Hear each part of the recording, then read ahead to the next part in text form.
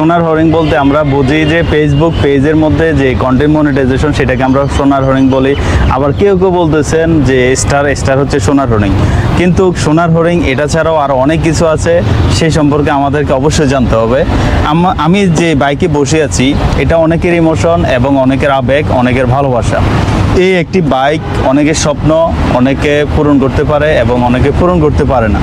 কিন্তু আমি বলতে চাচ্ছি যে একটি শহর এবং একটি দেশের মধ্যে যখন একটি শহরে আপনি চলাফেরা করবেন, গন্তব্যে আসা যাওয়া করবেন, তখন আপনার এই বাইকটা অর্থের বিনিময়ে আপনি ক্রয় করতে পারবেন এবং এই বাইকটা হয়তো আপনার পারিশ্রমিকের বিনিময়ে ক্রয় করতে পারবেন, আপনার জমানো সঞ্চয় দিয়ে ক্রয় করতে পারবেন।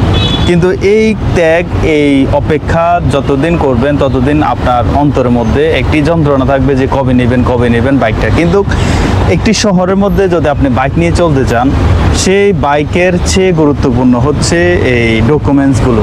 আমি দেখাচ্ছি, এটা হচ্ছে ট্যাক্স টোকেন। এই ট্যাক্স টোকেন ছাড়া আপনি শহরের মধ্যে চলতে পারবেন না। এটা হচ্ছে ড্রাইভিং লাইসেন্স।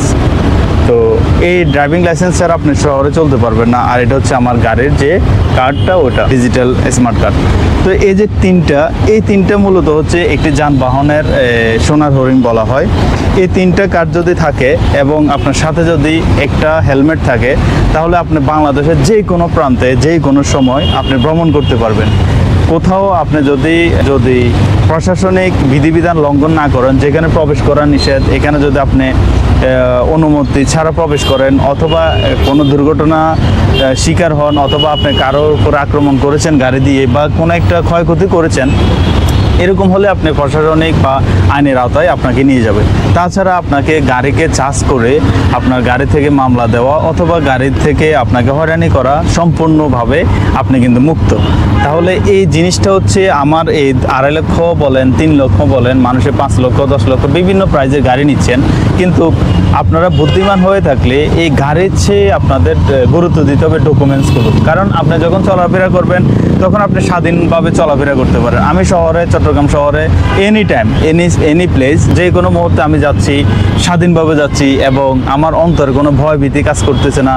আমি কখনো পুলিশের রেঞ্জের মধ্যে প্রবেশ করতেছি, কখনো সেনাবাহিনীর রেঞ্জের মধ্যে প্রবেশ করতেছি, তাদের যে পর্যটক এরিয়াগুলো আছে ওখানে প্রবেশ করতেছি, কারণ আমার অন্তরে কোনো ভয় ভীতি কাজ করতেছে না। কারণ আমাকে এই শহরের মধ্যে প্রায় 2 থেকে 3 বার চার্জ করা হয়েছিল, ধরে দেখলো যে না, আমার গাড়ি কাগজপত্র একেবারে কমপ্লিট, কোথাও যাইতে ভয় ভীতি করতেছি না, আমি একেবারে স্বাধীনভাবে চলতেছি। তো আপনাদের কাছে একটা মেসেজ থাকবে, আপনারা গাড়ি নেওয়ার পূর্বে আপনাদের এই লাইসেন্স তো ট্যাক্স টোকেন তো গাড়ি নেওয়ার পরেই হবে এবং গাড়ির যে স্মার্ট কার্ড সেটাও গাড়ি নেওয়ার পরে হবে, কিন্তু আপনার যে ড্রাইভিং লাইসেন্স সেটা আগে আপনারা এনশিওর করবেন। সেটা যখন আপনাদের হাতে আসবে তারপর গাড়ি নেবেন। আপনার গাড়িটা 2-4 দিন বলেন অথবা 1 ঘন্টা বলেন, কেন পুলিশের আওতায় থাকবে? আপনার গাড়িটা কেন হয়রানি হবে? আপনি কেন রোডে চলার সময় একটি ভয় ভীতি নিয়ে চলবেন? এই জিনিসটা এড়িয়ে চলবেন। সবার আগে ডকুমেন্টসগুলো, আমি লাইসেন্স করেছি গাড়ি নেওয়ার প্রায় 6 মাস আগে, এটা আমি পরীক্ষা দিয়ে ধারাবাহিকভাবে আগের থেকে প্রিপারেশন ছিল করে নিয়েছি। তো আপনাদের আপনাদের কাছে আমার একটাই রিকোয়েস্ট থাকবে, গাড়ির চেয়ে আপনারা গুরুত্ব দিবেন এই ডকুমেন্টসগুলো যত বেশি গুরুত্ব দিবেন, আপনি শহরে বলেন এবং বড় বড় সিটিতে বলেন একেবারে অনায়াসে চলতে পারবেন। আশা করি আমার এই মেসেজটা ভালো লেগে থাকলে অবশ্যই লাইক কমেন্ট শেয়ার করে আমার পাশে থাকবেন। আর আমার এই ভিডিওটা যদি সম্পূর্ণ দেখে থাকেন তাহলে আমার এই ভিডিওর পিছনে লিখে কমেন্ট বক্সে লিখবেন FZ ভার্সন 2।